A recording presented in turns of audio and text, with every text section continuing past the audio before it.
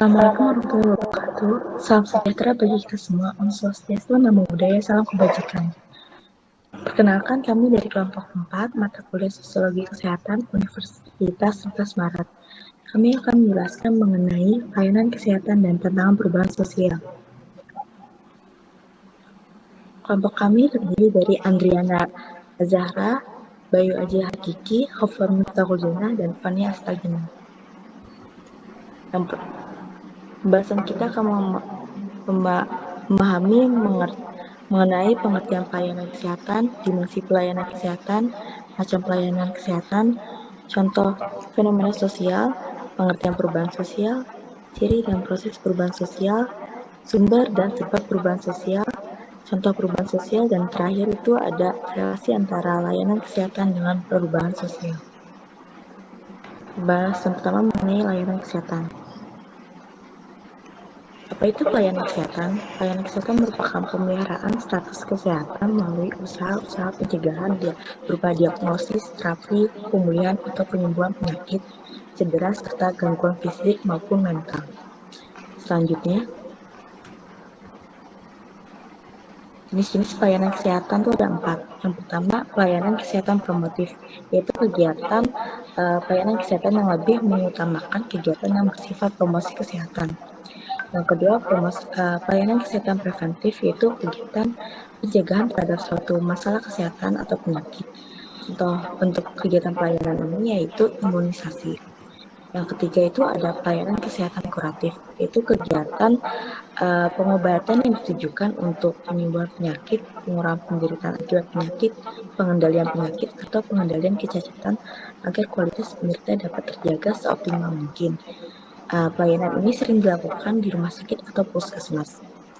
Yang terakhir itu ada pelayanan kesehatan rehabilitatif, yaitu kegiatan untuk mengembalikan lekas penderita ke dalam masyarakat sehingga dapat berfungsi lagi sebagai anggota masyarakat yang berguna untuk dirinya dan masyarakat semaksimal mungkin sesuai dengan kemampuannya. Contoh pelayanan ini yaitu pelayanan rehabilitatif terhadap penderita narkoba. Selanjutnya ada dimensi-dimensi pelayanan kesehatan. Yang pertama itu ada pelayanan kesehatan sebagai dimensi stratifikasi. Pelayanan kesehatan juga terdapat suatu penstratifikasian, yaitu antara orang yang berpenghasilan rendah yang sulit mendapat kesejahteraan di bidang kesehatan dan orang kaya yang dengan mudah untuk mendapatkan pelayanan kesehatan. Setidaknya terdapat 3 dasar stratifikasi dalam institusi kedokteran, yaitu pertama ada profesionalisme, elitisme, dan keterbatasan komunikasi dan stratifikasi media. Selanjutnya,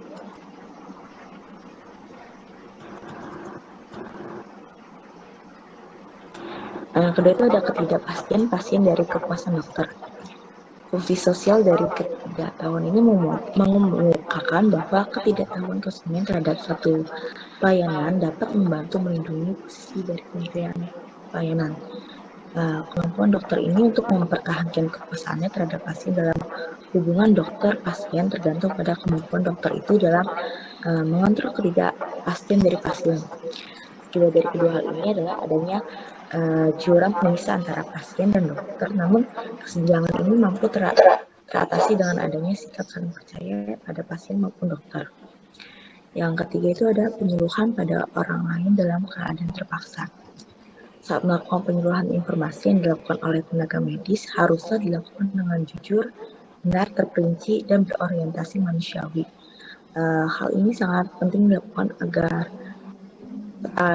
perlu dilakukan saat melakukan penyuluhan, karena kebanyakan pasien biasanya jarang meminta informasi yang lebih dalam dan terperinci pada dokter, hingga menyebabkan adanya jarang untuk meminta informasi kepada dokter untuk melakukan sesuatu, serta jarangnya pasien untuk menanyakan sesuatu agar diperhatikan oleh dokter. Dan terakhir, selanjutnya itu peran pendidik kesehatan terhadap perubahan perilaku. Peningkatan kesehatan masyarakat ini sudah seharusnya mengikuti perubahan perilaku masyarakat terlebih dahulu ya, karena dalam hal ini merupakan tugas dari pendidik atau penyuluh kesehatan. Pendidikan kesehatan ini mencakup kegiatan peningkatan kesadaran dan kesehatan untuk pencegahan penyakit, penyembuhan, dan rehabilitasi. Pendidikan kesehatan ini pada dasarnya adalah proses mendidik individu atau masyarakat supaya mereka dapat memecahkan masalah-masalah kesehatan yang dihadapinya. Pendidikan kesehatan ini mempunyai unsur masukan berupa perilaku memakai sarana kesehatan dan etika kesehatan yang setelah diolah dengan teknik-teknik pendidikan tertentu akan menghasilkan berupa perubahan perilaku kesehatan masyarakat yang sesuai dengan harapan atau tujuan dari kegiatan itu. Secara umum, upaya mengubah perilaku dapat digolongkan menjadi tiga, itu pertama menggunakan kepuasan atau kekuatan. Biasanya orang dapat berperilaku ketika dipaksa atau diancam dengan berupa hukuman. Namun pengalaman dalam studi masyarakat menunjukkan bahwa hal ini tidak bertahan lama karena jika pengawasannya sudah mulai maka masyarakat untuk kembali pada perilaku lama. Yang kedua itu memberikan informasi pada diskusi dan partisipasi. Maksud di sini adalah masyarakat bukan hanya berfungsi sebagai objek tapi juga subjek.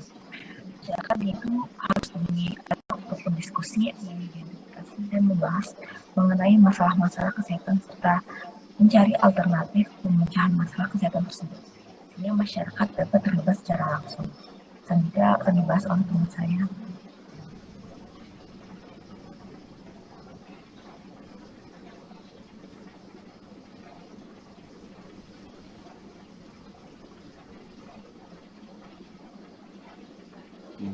Baik, saya akan melanjutkan presentasi. Yang kedua ada macam-macam pelayanan kesehatan. Yang pertama ada pelayanan kesehatan masyarakat. Pelayanan kesehatan yang termasuk dalam kelompok pelayanan kesehatan masyarakat ditandai dengan cara pengorganisasian yang umumnya secara bersama-sama dalam satu organisasi. Tujuan utamanya adalah untuk memelihara dan meningkatkan kesehatan serta mencegah penyakit, dan sasarannya terutama kelompok dan masyarakat. Yang kedua ada pelayanan kedokteran. Pelayanan kedokteran yang termasuk dalam kelompok ini, pelayanan kedokteran ditandai dengan cara pengorganisasian yang dapat bersifat sendiri. Tujuan utamanya untuk menyembuhkan penyakit dan memulihkan kesehatan, dan sasaran utamanya untuk perorangan dan keluarga. Sistem pelayanan kesehatan. Yang pertama, pelayanan kesehatan dasar. Pada umumnya, pelayanan dasar dilaksanakan di puskesmas, puskesmas pembantu, puskesmas keliling, dan lain-lain selain rumah sakit. Yang kedua ada pelayanan kesehatan rujukan. Pelayanan umum dilakukan di rumah sakit.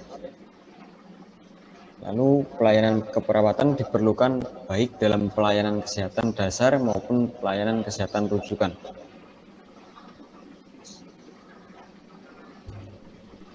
Di sini ada contoh-contoh pelayanan kesehatan. Yang pertama ada pengobatan umum, rawat inap dan persalinan, pelayanan gigi dan mulut, pelayanan kesehatan ibu dan anak serta KB, ada pelayanan gizi, pelayanan konsultasi, pelayanan fisioterapi, dan laboratorium.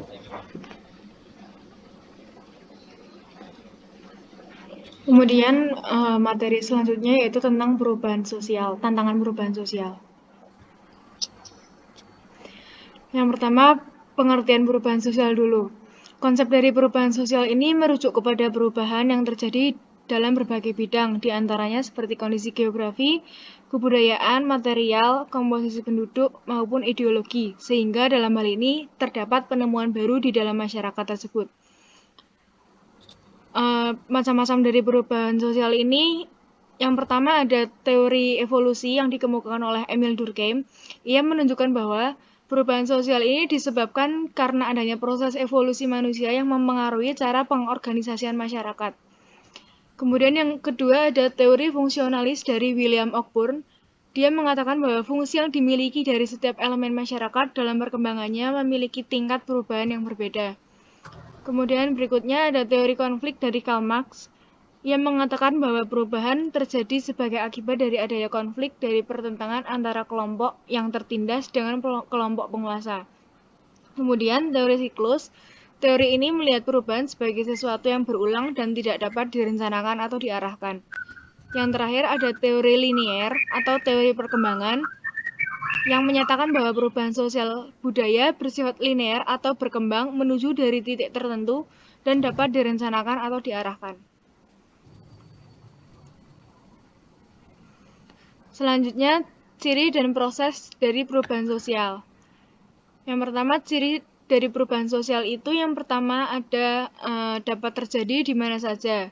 Perubahan sosial itu terjadi di mana saja walaupun tingkat perubahannya berbeda-beda. Kemudian dilakukan secara sengaja.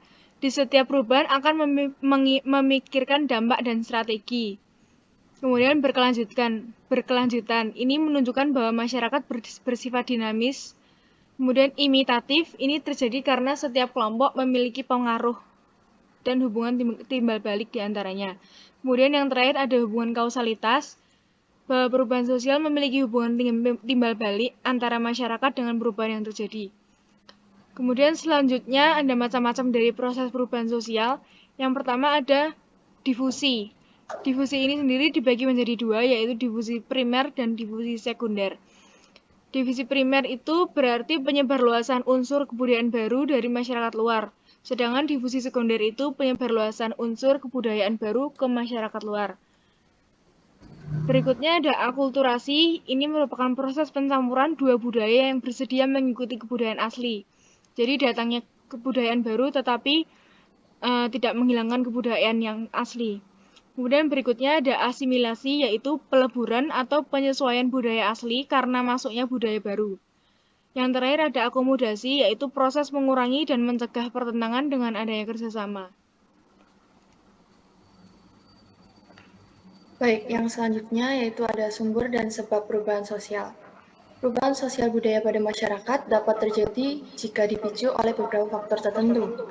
Faktor-faktor tersebut ada dua kategori, yaitu internal dan eksternal. Faktor internal merupakan faktor-faktor yang berasal dari dalam masyarakat itu sendiri, baik yang berupa kolektif ataupun individu. Contoh yang pertama adalah perubahan jumlah penduduk atau populasi. Bertambahnya atau berkurangnya penduduk dalam suatu wilayah menyebabkan terjadinya perubahan sosial baik di daerah tujuan maupun daerah yang ditinggalkan. Kemudian yang kedua, adanya penemuan baru atau inovasi, yaitu lahirnya penemuan baru atau inovasi baru sangat mempengaruhi perubahan yang terjadi di masyarakat. Contohnya, penemuan internet membuat masyarakat lebih mudah dalam mengakses informasi. Kemudian yang ketiga ada konflik sosial. Konflik sosial di antara kelompok masyarakat dapat mendorong terjadinya suatu perubahan sosial. Misalnya, konflik yang terjadi antara warga lokal dengan warga luar daerah. Ini yang menjadikan warga lokal sulit untuk menerima kehadiran warga dari daerah lain. Kemudian yang keempat, ada terjadinya pemberontakan dan revolusi dalam masyarakat. Kemudian faktor eksternal, yaitu faktor-faktor penyebab perubahan sosial yang berasal dari luar masyarakat. Yang pertama ada perubahan lingkungan alam. Lingkungan alam yang terjadi akibat bencana alam, contohnya ada banjir, gempa bumi, tsunami, puting beliung, dan sebagainya. Kemudian yang kedua ada peperangan. Peperangan yang dimenangkan oleh pihak lawan dapat menyebabkan terjadinya perubahan sosial di wilayah yang mengalami kekalahan. Kebijakan-kebijakan baru dari suatu pemerintah pemenang perang yang diberlakukan dapat menjadi sebab perubahan ini terjadi. Kemudian yang terakhir adalah pengaruh budaya masyarakat lain. Contoh perubahan sosial yaitu yang pertama, perubahan sosial budaya yang terjadi usai hadirnya teknologi smartphone dan internet. Berbagai aspek kehidupan manusia dipermudah dengan hadirnya teknologi baru tersebut. Perubahan di bidang elektronik sebagai salah satu gejala modernisasi membawa pengaruh dalam kegiatan pengiriman uang. Dahulu, pengiriman uang dilakukan melalui wesel. Sekarang orang bisa mengirimkan uang melalui ATM, internet banking, atau SMS banking. Kemudian yang selanjutnya yaitu relasi pelayanan sosial dengan perubahan sosial. Dengan adanya perubahan sosial, terutama di bidang kesehatan, yang membuat tatanan kehidupan mengikuti globalisasi dan menjadi ke arah modern, maka hal tersebut berpengaruh pada sistematika pelayanan kesehatan. Pelayanan kesehatan yang maksimal sekarang menjadi tuntutan di era modern, bukan hanya bagi dokter saja, tapi seluruh bagian dari sivitas hospitalia atau semua pelaku pelayanan kesehatan. Namun tidak mudah juga untuk mewujudkan pelayanan yang baik di era sekarang dan tenaga kesehatan yang baik, apalagi merujuk pada kriteria tenaga kesehatan yang baik.